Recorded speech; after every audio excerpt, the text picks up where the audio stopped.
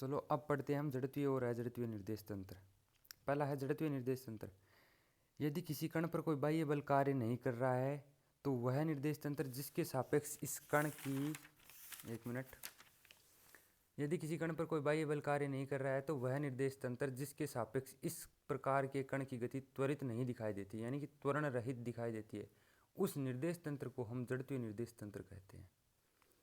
तो न्यूटन के पहले नियम में क्या होता है, बल बराबर द्रव्यमान गुणा त्वरण। त्वरण को हम स्थिति का 2 बार अवकलन करते हैं, मतलब विस्थापन का 2 बार अवकलन करते हैं तो त्वरण प्राप्त होता है। तो md² r vector upon dt² लिख सकते हैं इसको। अब f वेक्टर बराबर ma वेक्टर बराबर 0, क्योंकि इस कण पर कोई बाह्य बल कार्य नहीं कर रहा है इसलिए f बराबर 0 होगा, ma वेक्टर बराबर 0। अब a वेक्टर बराबर क्या है, ये त्वरण ही तो है, d² r vector upon dt², ये 0 हो जाएगा। अब त्वरण 0 है तो त्वरण 0 एक ही कंडीशन में आ सकता है जब वेग 0 हो, क्योंकि dv अपॉन dt ये a होता है और ये 0 है, अपने को यहाँ पे ये 0 दे रखा है, तो इसका मतलब ये v कांस्टेंट है, तभी तो इसका अवकलन है वो 0 आया। समझ गए।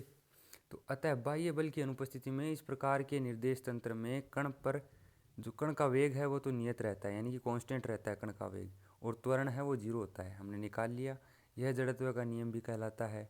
अब इस प्रकार के निर्देश तंत्रों में न्यूटन का प्रथम और द्वितीय नियम है वो वैध होता है, यानी कि लागू हो जाता है। जड़त्वीय निर्देश तंत्र एक स्थिर तंत्र होता है और नियत वेग वाला तंत्र होता है, इसमें वेग नियत होता है और यह स्थिर तंत्र होता है जड़त्वीय निर्देश तंत्र। ठीक है। अब है अजड़त्वीय निर्देश तंत्र। तो वह निर्देश तंत्र जिसके सापेक्ष किसी कण की गति बाह्य बल की अनुपस्थिति में भी त्वरित दिखाई दे। ऐसा निर्देश तंत्र जिसके सापेक्ष अगर हम किसी कण की गति देखें तो वो बाह्य बल की अनुपस्थिति में भी त्वरित दिखाई दे, उसे अजड़त्वीय निर्देश तंत्र कहते हैं। अब बाह्य बल की अनुपस्थिति है, मतलब f वेक्टर बराबर ma वेक्टर बराबर d² md² r upon dt² बराबर 0 होगा। अब यहाँ पे त्वरित दिखाई देती है, मतलब ये त्वरण तो 0 है नहीं, मतलब d² r vector upon dt² तो 0 है नहीं। ठीक है। तो ऐसे निर्देश तंत्र में कण या तो त्वरित वेग से गति करता है, या फिर स्वयं के अक्ष पर घूर्णन गति करता है, क्योंकि इसमें त्वरण तो 0 है नहीं, मतलब वो त्वरित वेग से गति कर रहा है, या फिर गति कर रहा है, या फिर वो अपने अक्ष पर घूर्णन गति कर रहा है। तो इन निर्देश तंत्रों में कण बाह्य बल की अनुपस्थिति में भी त्वरित दिखाई देता है। ठीक है। ऐसे निर्देश तंत्रों में न्यूटन का प्रथम और द्वितीय नियम लागू नहीं होता है।